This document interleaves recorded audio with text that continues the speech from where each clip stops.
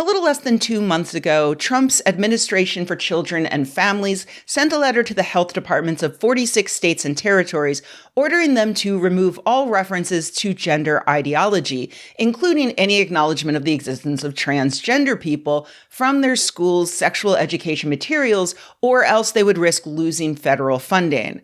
Why not ask all the states and territories? I'm not really sure. I suspect it has something to do with the fact that some states, like California, already made it clear that they absolutely would not be doing that. And Robert F. Kennedy Jr. wisely just wanted to save some money on stamps. The administration gave the departments 2 months to comply, and so that deadline is coming up in the next week. We know by now that this is not necessarily an empty threat, and it's a very serious threat to many of these districts.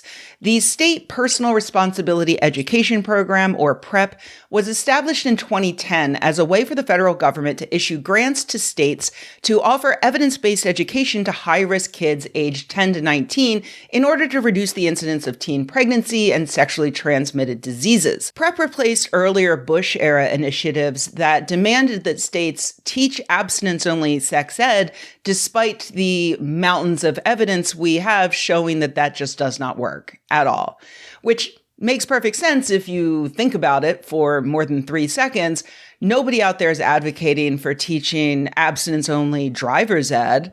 Like, how do you avoid a car accident? Well, just never get in a car. Well, what if a car hits me while I'm crossing the street? Well, that's your fault for wearing dark clothing that close to dusk.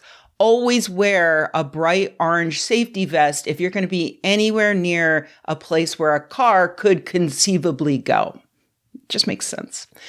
As historian Emma Cieslik wrote last week in The Advocate, the rush to delete LGBTQ plus people from sexual education is just the natural extension of the right wing's long-running purity culture movement, an attempt to control girls and women and to punish anyone who seems to challenge heteronormative, misogynistic norms. Conservatives have long fought against any attempt to, for instance, make sure young women and men understand the concept of consent, or trying to help girls avoid unplanned pregnancies that would not only threaten their health, but would also hinder their ability to complete their education and get a career. Hell, they even oppose giving HPV vaccines to kids before they might become sexually active, not because they're anti-vaccine, but because they wanted girls to die of cancer for the sin of having sex. And by the way, in February of this year, the CDC published the results of a 10-year study on the effectiveness of the HPV vaccine, which was first approved in 2006. They found that during 2008 to 2022, cervical precancer incidence decreased 79% and higher grade precancer incidence decreased 80% among screened women aged 20 to 24 years, the age group most likely to have been vaccinated. So yeah, we have a vaccine against cancer, but the Purity Brigade doesn't want you to have it. They want people to die from having sex. Anyway, as gay rights activists made gains in the 1980s, purity culture came for them. They were equally opposed to schools acknowledging that some kids may be gay and giving advice on how to practice safe sex and avoid diseases like HIV and AIDS. And so it's no surprise that they are now equally outraged by the existence of transgender and non-binary people. And the idea of educating kids about transgender and non-binary people in case they happen to be one or know one or have to one day provide sexual health services to one. I'm thinking about all this right now, not just because that 60-day timer is about to run out, but because of a new study published recently in the International Journal of Sexual Health. If I only knew then, single adults' perceptions of the impact of sex education on their romantic and sexual lives. I found this one interesting because most studies illustrating the dangers of bad sex education rightfully focus on the immediate effects on the children and young adults that are getting that education or not getting any education. For instance, we've known for more than a decade now that abstinence-only education is the actual cause of the United States having, at the time, the highest rates of teenage pregnancy and sexually transmitted diseases in the entire developed world. But what are the knock-on effects of that? How does growing up with a lack of comprehensive sex ed impact adults later on in their lives? That was the question researchers at the Kinsey Institute set out to answer by reviewing the surveys of nearly 4,000 U.S. single adults between the ages of 18 and 98 who participated in an annual poll called the Singles in America study. About a third of the respondents reported never receiving any kind of sexual education, not in school, not from their parents or relatives or anywhere else. And of 16 topics regularly covered in comprehensive sexual education, only one was taught to the majority of the respondents, and even that was a slim majority. 55% of people learned about reproduction or pregnancy in sex ed. Great job, America. Hardly any of them learned about concepts like consent, that was 17%, or even just healthy relationships, 7%. Only 4% learned about how to make themselves or a partner feel good and how to communicate. But sure, maybe these respondents skewed older. Maybe it's a bunch of boomers who don't think that kids should be learning about woke shit like talking to your partner before you have sex to improve the experience for everyone. But no, it turns out that a significant portion of the respondents showed a real desire to have had that education.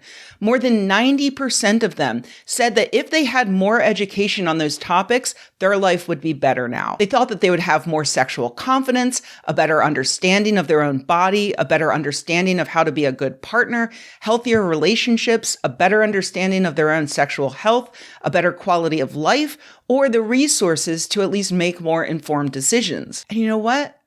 They are absolutely correct. Comprehensive sex ed doesn't just prevent unplanned pregnancies and STIs.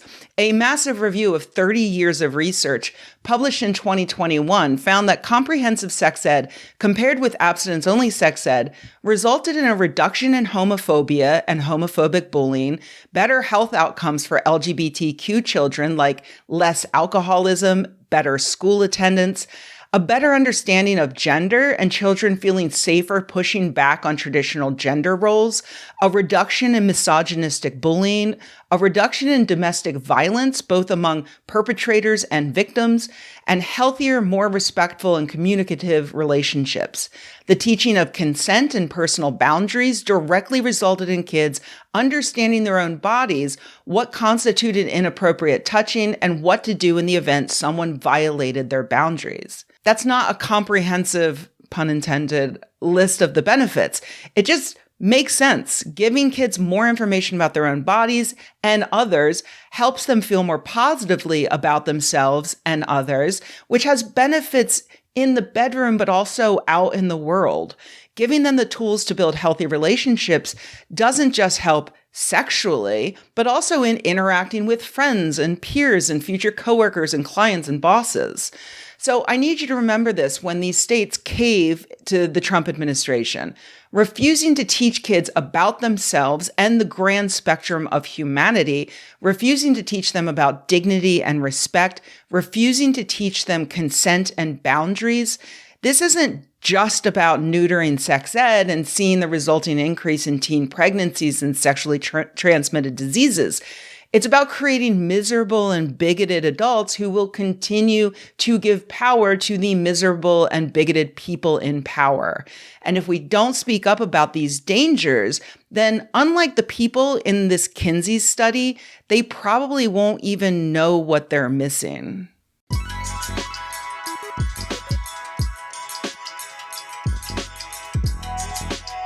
Hey everybody, thanks for watching. If you enjoyed this video, please give it a like. If you loved the video, please subscribe. And if you think the world could use more videos like this and you happen to have a few bucks laying around, head to patreon.com/Rebecca and join an awesome community of nerds like the people whose names you see on the screen right now. Thanks.